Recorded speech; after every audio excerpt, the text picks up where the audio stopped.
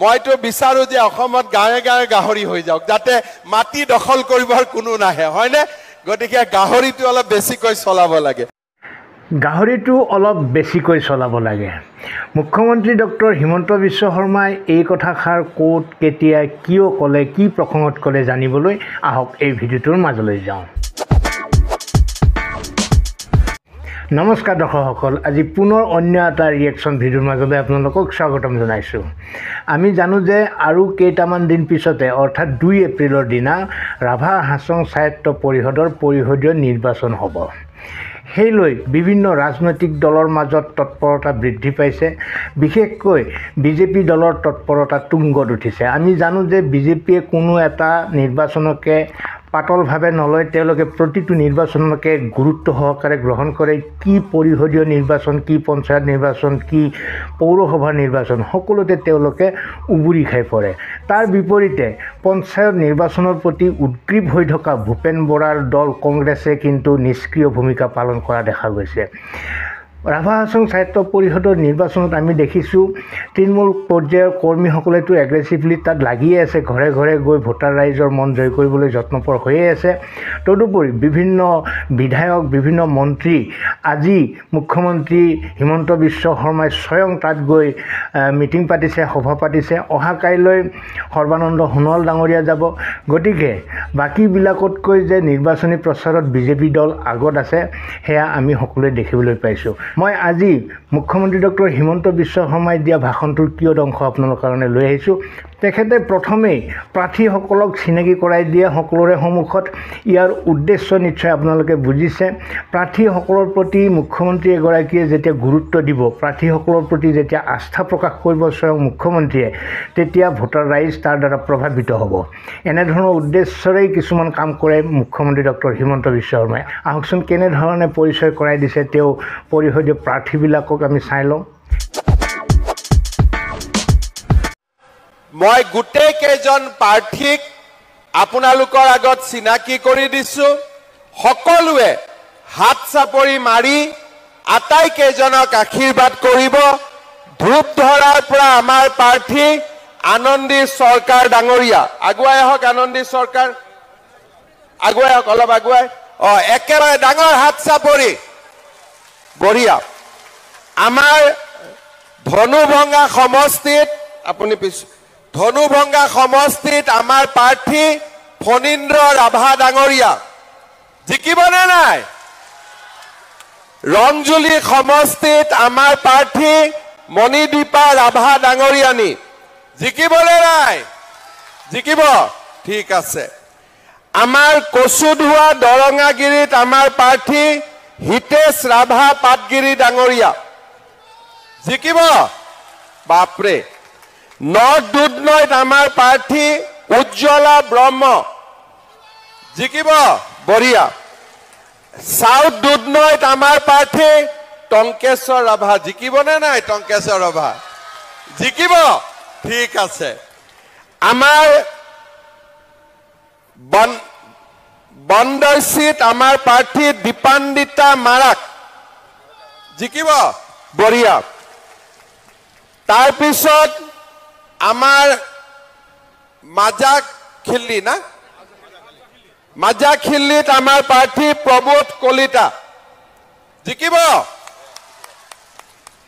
আমাৰ চালপাৰাত আমাৰ প্ৰাৰ্থী অলকা ৰাভা, এই বাইদেউ জিকিব, জিকিব নহয় বাইদেউ? ঠিক আছে। তাৰপিছত আমাৰ হাবৰাঘাটত আমাৰ প্ৰাৰ্থী প্ৰতাপ ৰাভা, বঢ়িয়া। ডিৰমাখাখিলিত আমাৰ প্ৰাৰ্থী জীৱন ৰাভা,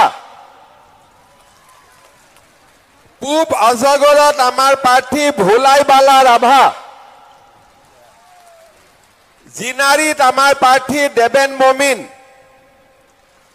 দৰকাত আমাৰ প্ৰাৰ্থী হৰিশ চন্দ্ৰ ৰাভা। হৰিশ ক'ত আছেনে নাই? আহা নাই, ঠিক আছে। বৰদামল কল্যাণপুৰ লিগেন ৰাভা, দাৰিদুৰিত আমাৰ প্ৰাৰ্থী জোনালী ৰাভা, দোদানত আমাৰ প্ৰাৰ্থী দিবাকৰ ৰাভা, কাঠাকুঠিত আমাৰ প্ৰাৰ্থী ভৈৰৱ কছাৰী, আগিয়াত আমাৰ প্ৰাৰ্থী সুচিত্ৰা নাথ আৰু বিনা প্ৰতিদ্বন্দ্বিতাৰে জয়ৰামকুছিত নিৰ্বাচিত হৈছে প্ৰেমাজুলি ৰাভা। মাজত জিকি যোৱা মানুহ মাজত আহিব লাগে। মায়া দে জিকি গৈছেতো ভাল কৰি হাত চাপৰি মাৰ। হ'ব তাতে এতিয়া গৈ আপোনালোক বহক। মই আপোনালোকক ধন্যবাদ জনাইছো যে আপোনালোকে ইতিমধ্যেই প্ৰেমাজুলি ৰাভাক বিনা প্ৰতিদ্বন্দ্বিতাৰে জিকালে আৰু বাকী সকলোকো ভোট দি জিকাবনে নাই? দৰ্শকসকল, বিগত 10 বছৰ ধৰি ৰাভা হাছং সাহিত্য পৰিষদখন চলি আছে টংকেশ্বৰ ৰাভাৰ নেতৃত্বত।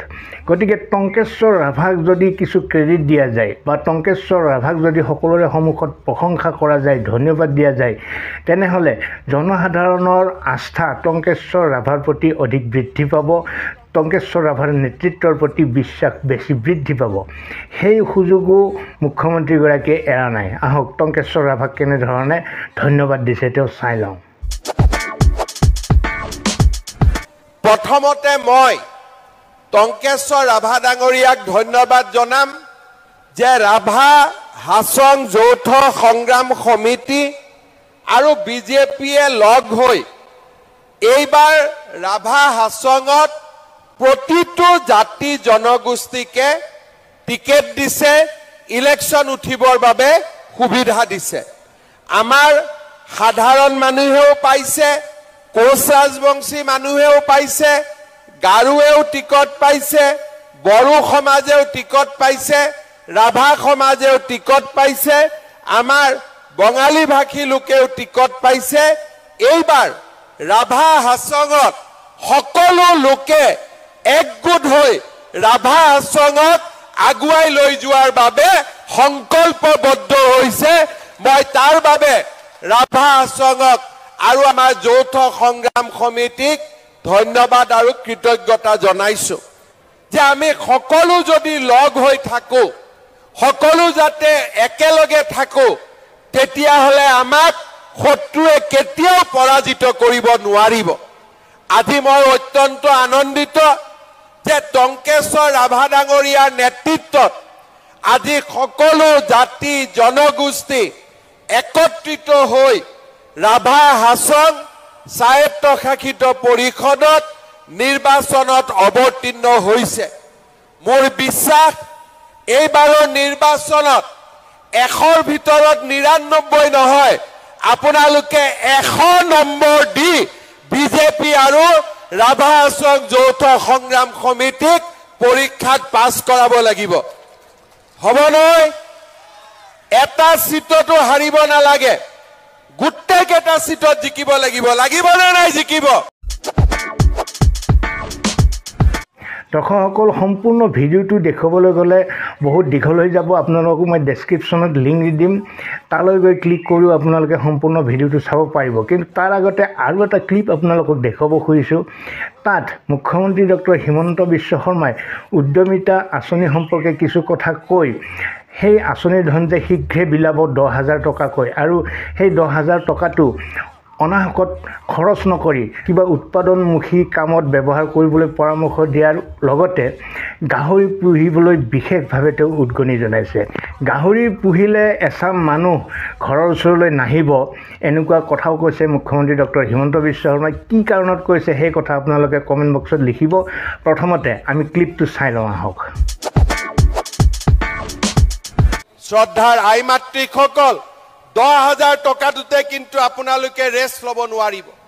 এই 10,000 টকাটো আপোনালোকে ভাল কৰি ব্যৱহাৰ কৰিব, যাতে পিছৰ বছৰ মই আপোনালোকক 25,000 টকাকৈ দিব পাৰো। তাৰ বাবেও আপোনালোকে পৰীক্ষাত পাছ কৰিব লাগিব। যদি 10,000 টকাটো মোৰ হাজবেণ্ডে লৈ যায়, মই পৰীক্ষাত ফেল কৰি যাম। কিন্তু 10,000 টকাটো মই যদি ভাল কৰি ব্যৱহাৰ কৰোঁ আমাৰ খালখনত ব্যৱহাৰ কৰোঁ, গাহৰি পালন কৰোঁ, মুৰ্গী পালন কৰোঁ, তেতিয়াহ'লে আমি আৰু 25,000 টকা লাভ কৰিম। অলপ বেছিকৈ গাহৰিও পালন কৰিব লাগে, তেতিয়া কিছুমান মানুহ ঘৰৰ কাষত নাহে আৰু, হয়নে নহয়? অলপ গাহৰিটো বেছিকৈ চলাই দিব লাগে, হয়নে? মইতো বিচাৰো যে অসমত গাঁৱে গাঁৱে গাহৰি হৈ যাওক, যাতে মাটি দখল কৰিবৰ কোনো নাহে, হয়নে? গতিকে গাহৰিটো অলপ বেছিকৈ চলাব লাগে।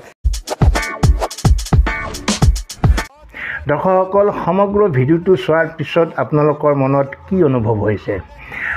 আপোনালোকে টিভি চাই থাকে, মোবাইল চাই থাকে, সকলো ধৰণৰ খবৰ আপোনালোকে ৰাখে। সেই খবৰবোৰ চোৱাৰ পিছত আপোনালোকৰ কি অনুভৱ হৈছে যে ৰাভা হাছং স্বায়ত্ব পৰিষদৰ শাসনভাৰ কোনে পাব বুলি আপোনালোকে ভাবিছে? আপোনালোকৰ অভিমত কমেণ্ট বক্সত জনাব। মই ক'বলৈ হ'লে বিজেপিয়ে যি ধৰণে তাত গুৰুত্ব সহকাৰে লাগি আছে, সক্ৰিয়ভাৱে ঘূৰি আছে, নিৰ্বাচনী প্ৰচাৰ চলাই আছে, আনহাতে তাৰ পৰিৱৰ্তে কংগ্ৰেছে যেনেধৰণে নিষ্ক্ৰিয় ভূমিকা লোৱা দেখিছোঁ, তাৰ দ্বাৰা এটা কথা মই ক'ব পাৰোঁ যে তাত বিজেপি আৰু ৰাভা হাছং যৌথ মঞ্চৰ বাহিৰে অন্যই শাসনভাৰ দখল কৰিবলৈ সক্ষম নহ'ব। গতিকে আপোনালোকৰ অভিমত শীঘ্ৰে লিপিবদ্ধ কৰক। আজিলৈ এৰিছোঁ। ভালে থাকক, কুশলে থাকক। ধন্যবাদ।